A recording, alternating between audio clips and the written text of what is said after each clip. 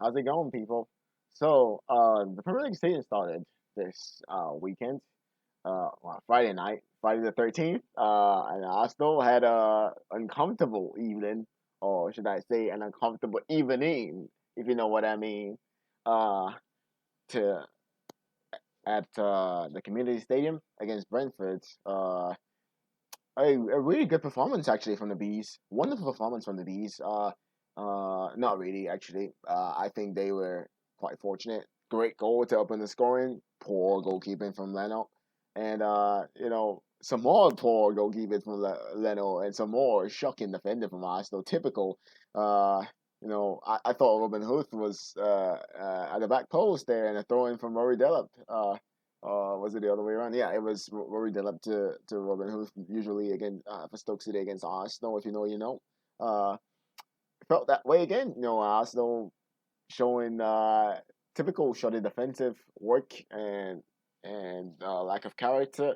But it was a good result for Brentford. Great result for them actually. 3 points. It takes them to within 37 points of safety now. So all they got to do is play Arsenal.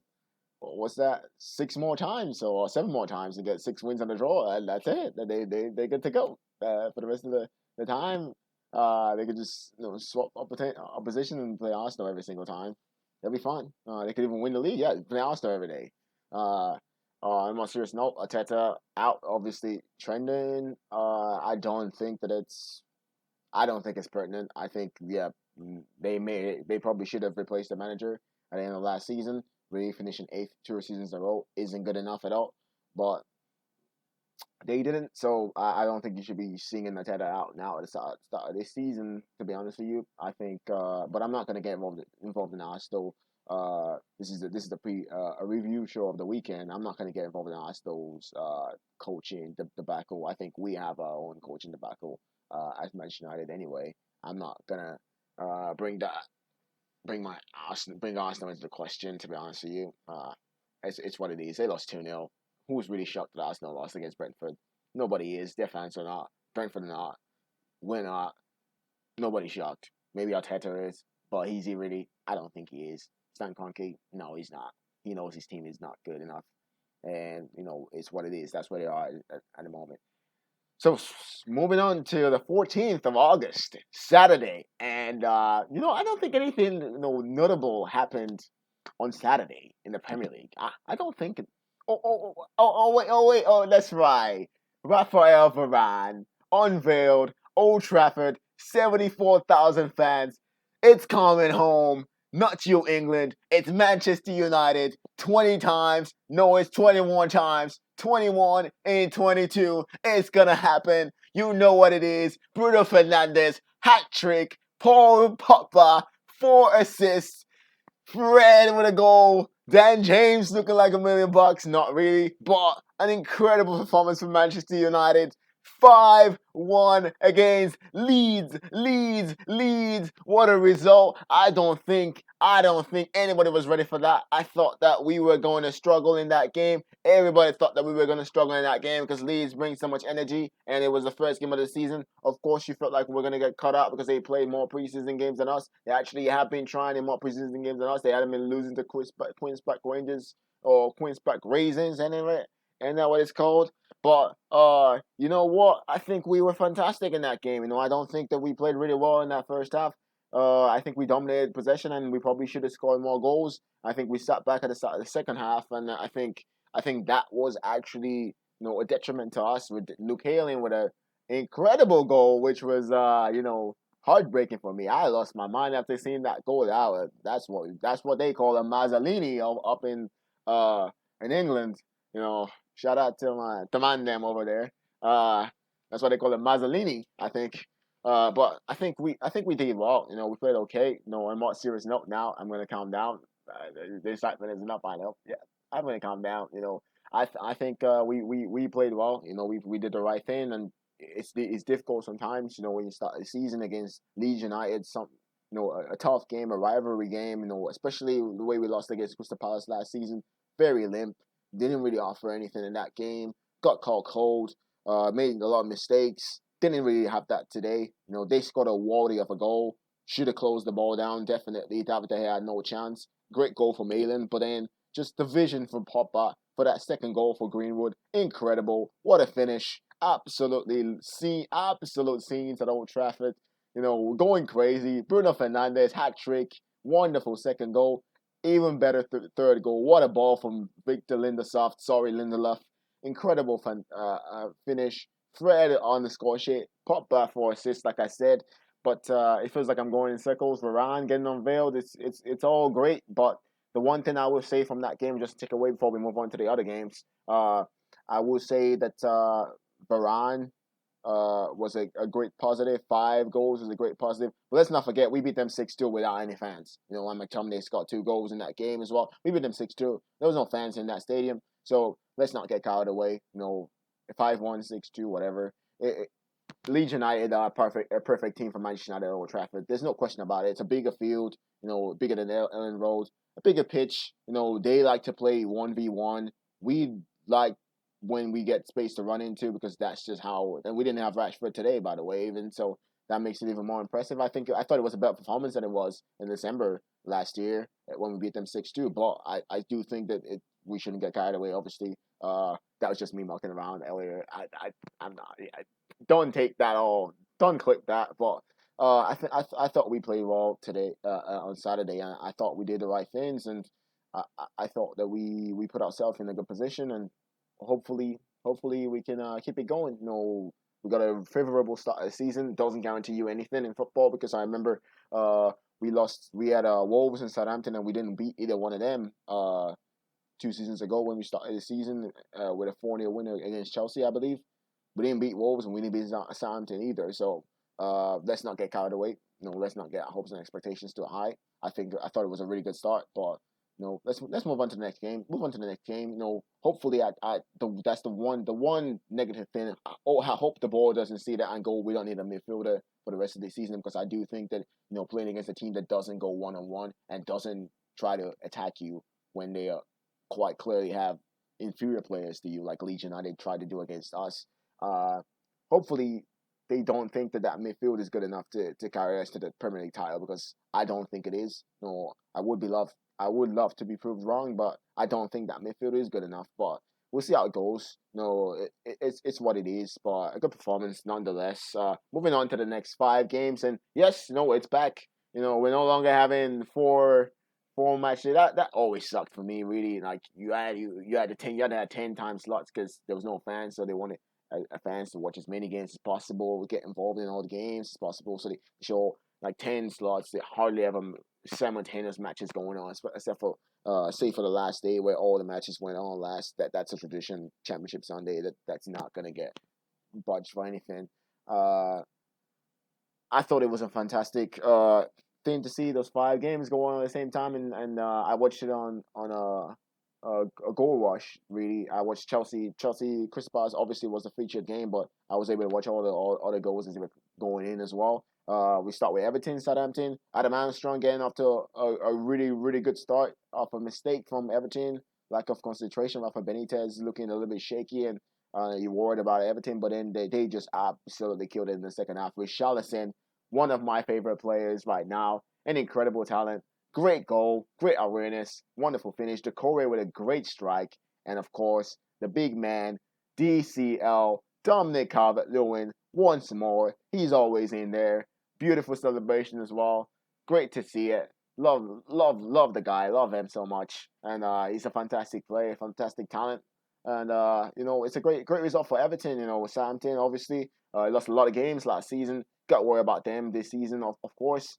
They lost a lot of games last season, and it doesn't look like the bleeding has stopped at the start of this season. Took the lead, but Everton just had too much at the end of the day, so we move on. It's what it is. Burnley against Brighton. Great start to the game for Burnley.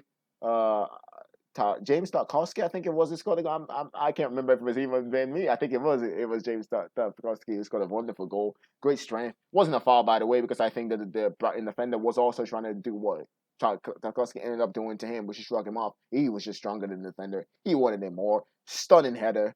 Wonderful. Nothing the goalkeeper could have done about it. But a great comeback. Neil Maupay scoring again for Brighton. and McAllister, the Scottish Argentine, I think, which is just the most unique nationality to have, with a great goal to win the game for Brighton. Really happy for Graham Porter. I really hope that Brighton can try and get themselves high up and finish in the top 10, because I do think that they played like a top 10 team last season. They played like a freaking a European team last season, but they just couldn't get the job done in terms of scoring goals, and they ended up just scraping survival in the end. So hopefully they can get high up the table, and they can implement some of those wonderful tactics that Graham Potter has been able to get. We'll see how it goes for them. Watford back in the Premier League. Aston Villa, so much great business. Of course, they lost Jack Grealish, but they did so much great business. Leon Bailey coming into the team, and just so many good acquisitions this season. They looked like they were gonna hit the ground running. Didn't quite manage that. 3-0 down, but fought their way back. Danny Ings, I forgot about him. Also, an incredible signing for Aston Villa. A wonderful moment for him to get a penalty goal, but that obviously was just a silver lining on a very, very cloudy day. 3-2 for Watford. Ismail Assar with a goal. Great for him. Emmanuel Dennis, who I believe he's Nigerian. If he is, shout out to you, my brother. Obviously, you know what it is. That's what we rep. That's what we rep. Nigeria for life. But I don't know if he's going to represent Nigeria. I think he might be representing Belgium. I'm not sure about that, but I do know that he actually is. He does have Nigerian roots. Shout out to him for that. Don't really care who he represents. Still Nigerian anyway. We're claiming you. Sorry about that, bro. Uh, but yeah, good performance. An incredible goal. I feel so bad because I don't remember his name, but the third goal for Watford, an absolutely stunning strike. My man, Emi Martinez, who I believe is one of the top goalkeepers and can be the best goalkeeper in the world in a couple of years. I honestly believe that. Emi Martinez had absolutely no chance for that goal. It was an incredible finish, a stunning goal. I feel bad not remembering his name. John McGinn got a really, really good goal as well to bring them back in the game, Aston Villa. And Danny Ings, of course, at the end with a penalty. But 3-2 victory for Watford. Fantastic result for them. And we had the scrimmage at the bridge. That rhymed. But yeah, Chelsea against Crystal Palace. Shocking goalkeeping from Guaita for the first goal. Wonderful free kick from Marcos Alonso. Really impressed with his attacking prowess. Not obviously not the best of defenders, but a really, really good free kick. Great goal. Pulisic with the poachers effort for the second. Timo Werner just a little bit behind him, and to Christian in front of him. I mean, for Guaita muffed it, and a really, really good finish from Christian Pulisic to be there, with to be there. And then Nathaniel Chalobah's brother, Trevor Chalobah, with an incredible strike. Shocking effort, but a really, really good shot. Really happy for him. And his reaction, pointing to the sky, right to giving his praise to the Most High. Incredible to see. Love it from him. Young star with a really, really good goal. Really happy for him. It's always great to see the black guys do really well. It's always great to see young players do well, but to the black young man, get a goal like that on his debut in the Premier League, it's really refreshing. It's really, really nice to see. Really happy for him. Obviously, I thought that was such an easy game, a routine game. Obviously, Chelsea were going to win. Chelsea always beat Crystal Palace. Let's face it. Crystal Palace never actually attempt. Vieira making his debut as a Premier League manager. Didn't really offer much. Waited to be 2-0 down. Didn't really use Zaha in the game.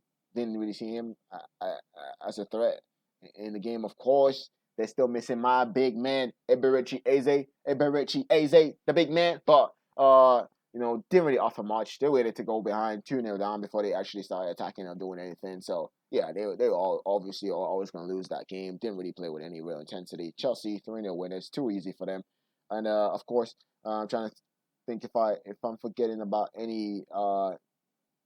I genuinely don't know how many games I've talked about. The 5 games. Let's see, we got Brighton, we had Watford, we had Chelsea, we had Everton, and what was the fifth game? This might take a second. What was the fifth game? Oh yeah, Leicester City 1-0 winners. against Wolverhampton Wanderers, who actually played. They didn't play too bad actually in the first half. I didn't really see what they did in the second half, but I was watching some of the highlights they had. Adama Traore should have scored. Don't know what he was doing with that chance. But a great goal from Timo. I almost said Timo Werner. He wishes as good as Jamie Vardy, as good a finisher as Jamie Vardy has been since he came into the Premier League. Incredible finish from Jamie Vardy. He just ages like fine wine. He's fantastic. A great personality as well. A little woo with a Ric Flair, doing a little Ric Flair after scoring that goal. Wonderful finish. Ricardo with the persistence. Wonderful ball into the box. Really, really good finish from Jamie Vardy. Really happy to see that for him. I love Jamie Vardy so much. I love him so much. I don't know why, but I just love him. But yeah, really happy for him. I'm sure Rebecca Vardy was also thrilled as well. Good to see for the great for the Vardy family. Really happy for them. And then moving to it's a tea time fixture. Carrow Road, Norwich City against Liverpool. Up to this point, Friday the 13th, Brentford with a 2-0 victory over Arsenal, and Watford with a squeaky bump time 3-2 Mazzolini against Aston Villa. Could Norwich City, could they do it? Could they make it 3-0 for really, I think, the first time ever for the promoted boys? Could they do it against the champions from 2019-2020, the whining, and combust Fuller, Jurgen Klopp or Jurgen Klopp, you know what it is? Could Salah be stopped from scoring every single year on opening day? No, he could not. And neither could Diogo Jota or Bobby Firmino. Sadio Mane probably should have scored. But it is what it is. A great performance from Liverpool. Easy performance from them. Norwich City did well, but as soon as they considered that first goal, it was lights out. Let's be honest. They were never going to come back after considering that first goal. A really good finish from Diogo Jota after the ball broke for him. From a good ball from Alexander-Arnold. Great to see him back, Trenty lad. Really missed you at the European Championship.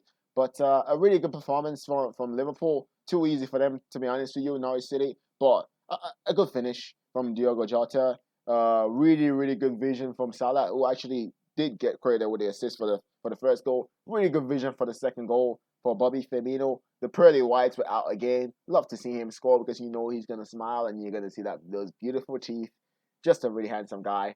Really, really good player. Wonderful finish. And Mo Salah offered a slight deflection right when the fans were serenading him, singing his name. He comes up with a really good third goal. Slight nick on the way, but a really good finish from Mo Salah. Scores again, I think for the 5th straight opening day. He's a goal machine. Everybody knows that. It's what it is with him. He gives you goals. That's it. He's not going to be a Jack Grealish or KDB or anything like that that's going to just drive through or whatever. But what he's going to give you is you get the ball to him and he will give you the goals. You can better believe that. A great performance from Liverpool. A goal and 2 assists from Salah.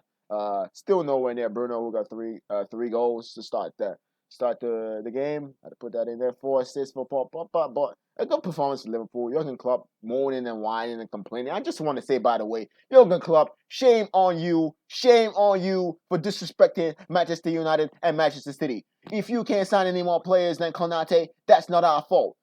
Sorry about that, but I'm sorry. That was disgrace from you. I don't care if you were asked a question. You should have deflected it. You should have done the right thing, and you should have deflected that. Not disrespect people just because you can't sign the players they can sign. I'm sorry, but that was a disgrace, by the way. But good win though. Good job, Jurgen Klopp. Sorry, Jurgen Klopp. But it is what it is. A good start to the season for Liverpool. And then we move on to Sunday and the game of the week. I'm sorry, but I loved this game so much. I didn't even know if I should, because I usually work the night shifts here. I didn't even know if I was going to be able to wake up to watch that game. I am so glad I stayed up and I watched Newcastle against West Ham United. The Shaka Islam Derby. What a game. Incredible opening goal. Big, under the cosh to start the game on Newcastle. Out of nowhere, Alan Saint-Maximin with the absolute skinning of my man, Declan Rice. What a ball into the box. Easy header for Callum Wilson. He's off and running. Lovely celebration as well. Great to see. Wonderful skill from Alan Saint-Maximin. Really happy for him. He's at a difficult time, with injuries and all that. But a great. He was fantastic today, by the way. Just a shout out to him. I know he faded out in the second half when West Ham really took charge of the game, but I thought he was absolutely incredible for like the first, I'd say, 60 minutes of the game. He was absolutely unplayable, and he was on it, and he was brilliant. Uh, Almiron to a certain extent as well, not as much as Maximan, but he was also really good Almiron as well. Newcastle really tried to go for the game. And Jack Willock watching with his family. By the way, they were so excited. I think his family looks fantastic. They're beautiful people. Great to see them. They're just so happy, so excited. And the cameras got a view of them and just wouldn't stop looking at them. That's how beautiful they were. Really happy for it. For Joe Willock to get that move and get himself to uh, Newcastle where he can play consistently, and I'm excited to see what he can do for them this season. I'm sure Steve Bruce is excited to see what he can do for them this season. But I think this game, really, to be honest, showed you why Steve Bruce and the coaching staff will say this is why we don't always attack, because they were 1-0 up, and they considered a freak equalizer from Cresswell's cross that was missed by Suchek and then touched in by Bowen, Gerard Bowen, who was offside, but it was already over the line from the initial effort from Cresswell. Chusek did not get a touch, so Cresswell gets the equalizer. But then Murphy, I don't know which one of the Murphys actually plays for Newcastle. I am sorry, I apologize to the Murphy brothers. I don't know which one of them actually plays for Newcastle, but then one is, I don't know if it was Jacob or the other guy. But a really good header, really good header, great cross into the box, wonderful header. For him, his first ever goal, the lifelong Newcastle fans, first ever goal in front of the Newcastle faithful. Really happy for him. Wonderful header. No chance for Fabianski, 2-1. And then in the second half, Newcastle were just shown, they were shown it by West Ham. West Ham showed why they are in the Europa League this season. They simply show why they are, why they almost made the. I looked at the table a couple weeks ago from last season, and West Ham weren't actually that far. I know Leicester City weren't that far of Champions League, but West Ham really weren't that far, and that was actually surprising. I think we're 3 points of Champions League, which is incredible. So I think David Moyes, so happy for him. I'm going to talk about David Moyes a little bit more once I finish reviewing the rest of the game. But a great ball from Antonio, great persistence, kind of miscontrolled a little bit, but a wonderful cross. And my man, I messed his name up, Barama. I'm sorry about that. Great header at the back post. Really big season for him. He might be the new Payet. Obviously, West Ham will hope that it doesn't end the same way that it ended for with Dimitri Payet. But sorry to Marino.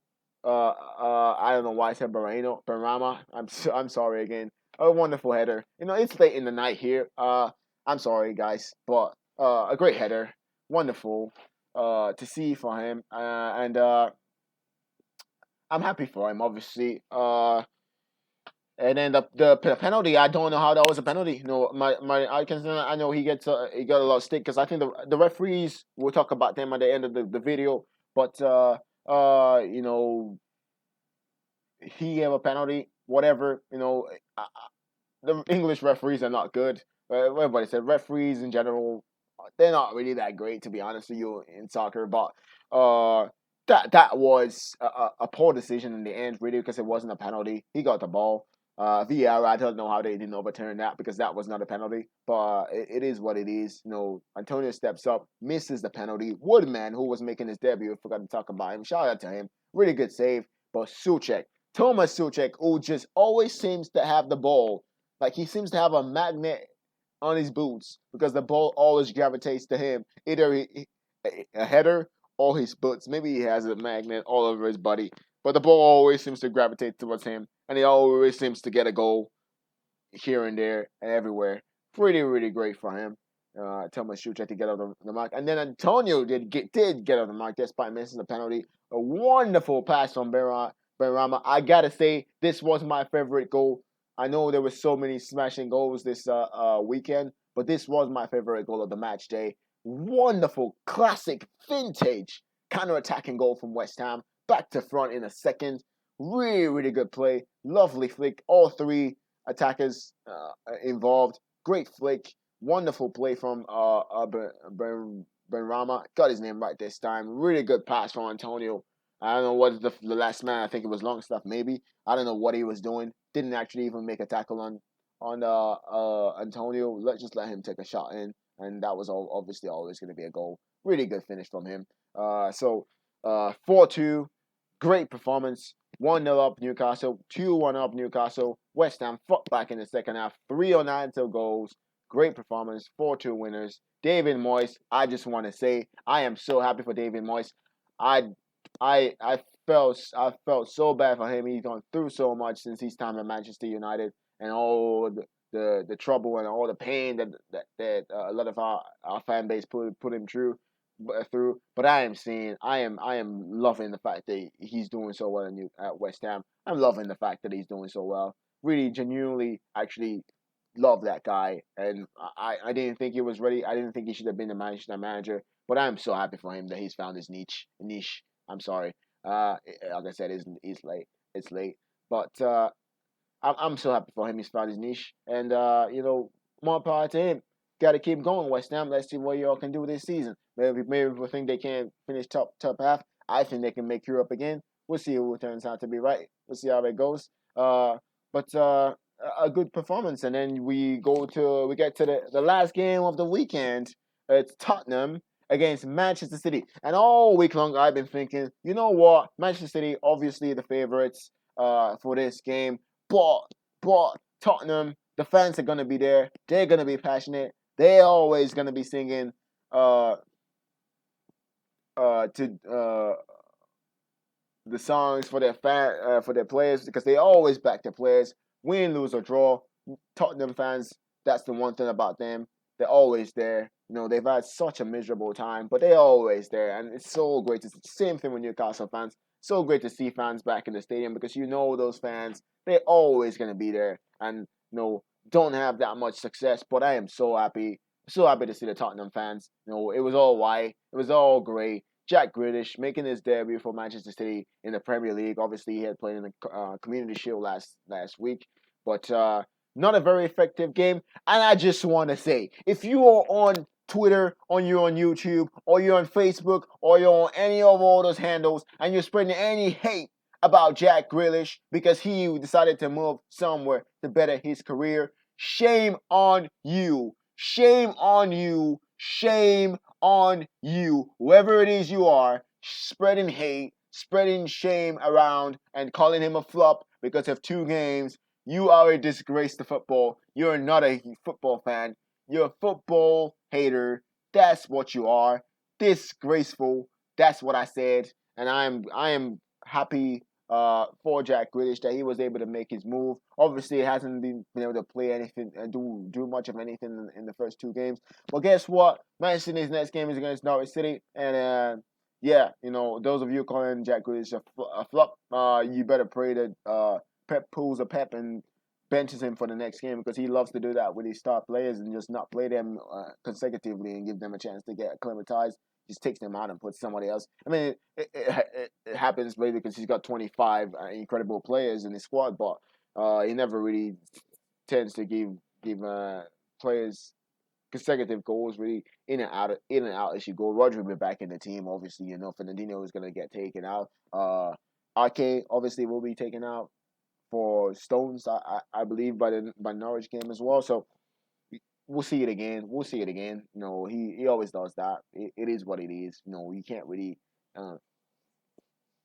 go after him that much, considering he's won so many trophies in his career. I just think he should give his players more chances. But if you're spreading hate about Jack Grealish just because you're salty that he decided to take his career to the next level, then you are the one who's the sellout. You are the one who's the flop, and you are a disgrace. I'm ashamed to love the same sport that you do, because you're a disgrace. That's just what I'm saying. So everybody's entitled. I'm not saying everybody isn't entitled to an opinion, but that doesn't mean that you should spread hate and thinking that a player, I don't know if I've said this before, because like I said, it's late, but thinking that a player should stay in one place and stay at a job that isn't profitable to them just to make you happy and just to make you think that, the game isn't gone. The game is gone now because a player wants to go and win trophies instead of staying at the club forever and achieve absolutely nothing. Because what is Jack Grealish? If Jack Grealish was to stay at Aston Villa, what would he have achieved if they didn't win any trophies, which is a good possibility in his time, that in the time he had left? What would he have achieved? oh, if he would have become the leading scorer for Aston Villa, what would that have meant? What's that gonna mean? What's that gonna mean? Somebody else is gonna break that record. But whatever the case, nobody's taking away your Premier League titles. Nobody's taking away your Champions League titles. Nobody's taking away your FA Cup titles because those are your trophies. Nobody's gonna replace that. Nobody's gonna eclipse that because you would have won that for yourself. You would have that medal. Nobody takes that away from you. So why you would want that? Why you would actually value? Oh, you're a top scorer. What's that mean? That doesn't mean anything. Top appearance maker. That doesn't mean anything. Absolutely nothing. So the fact that he's furthering his career and people want to spread hate and they want to be disgusting and they want to be disrespectful, I think it's a joke. And if you're already deriding him and you write him off after 2 games, I'm sorry, but you're probably going to get egg in your face and it's going to be funny because Jack Grealish is not a flop because we don't know what Jack Grealish is because he's only played 2 games in the Manchester City shirt. So we don't know what Jack Grealish is for Man City yet. So let's wait and see before we throw stones at people's heads. Shall we? Anyway, back. I promise I'll be goofy again. But then Tottenham, Man City got carried away there a little bit. I'm sorry about the rant. Tottenham, Man City. Heung-min Son with a winner. Had a couple of chances where he refused to shoot in the first half, but a great goal. Bergwijn probably should have made it too. Actually, definitely should have made it too.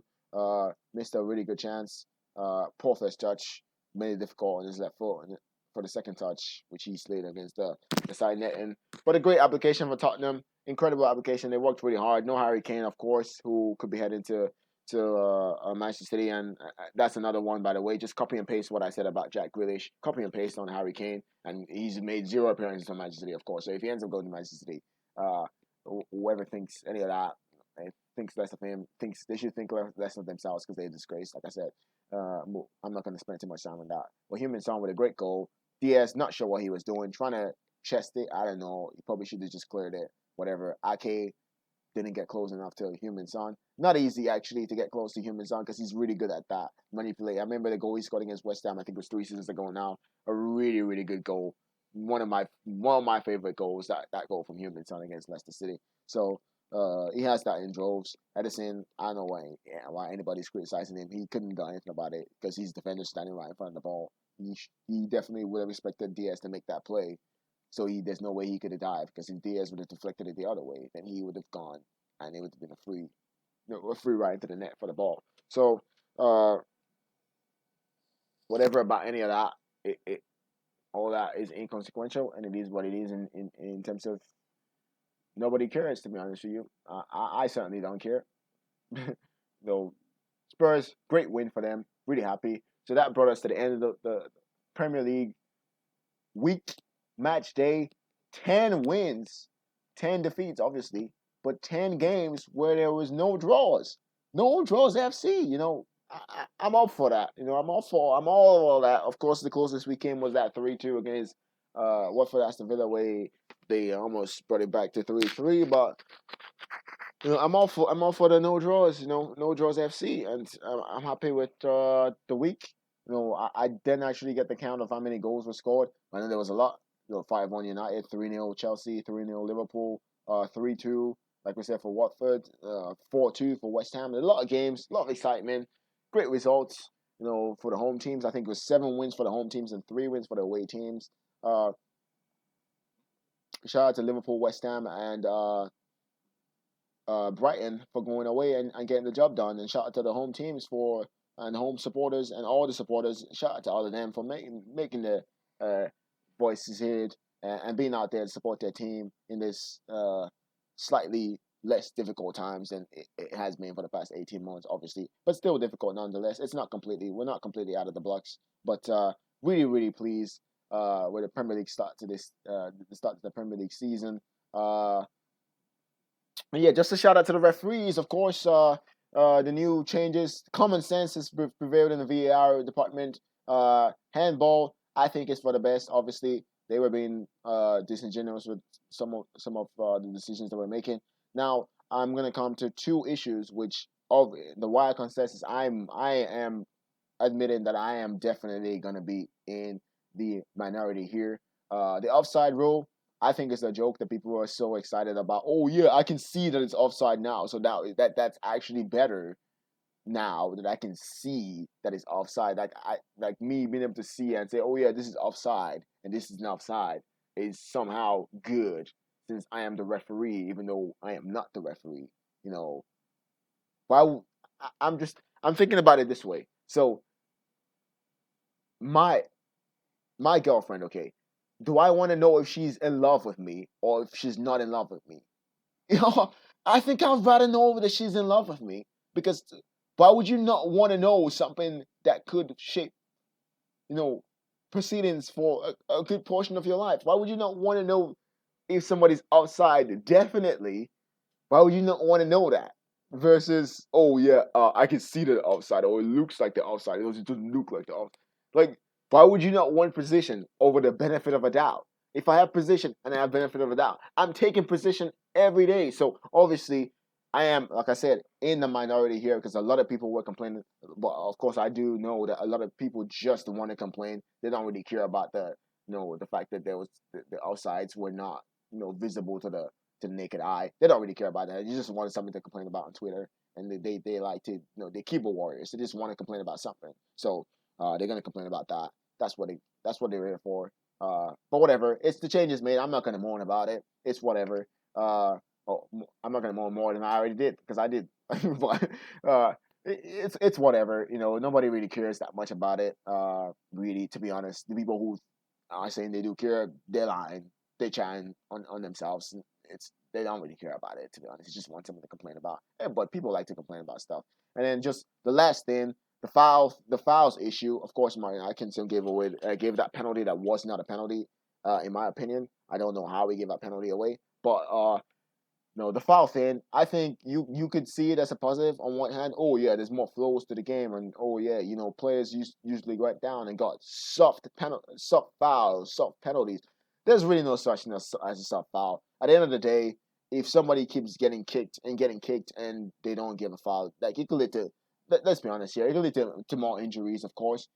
Because you think, oh, you're letting them play, but then if you consistently getting aggressively tackled, you're gonna respond in kind, and that could end up badly for you. It could end up badly for your opponent. It could end up badly for both of you.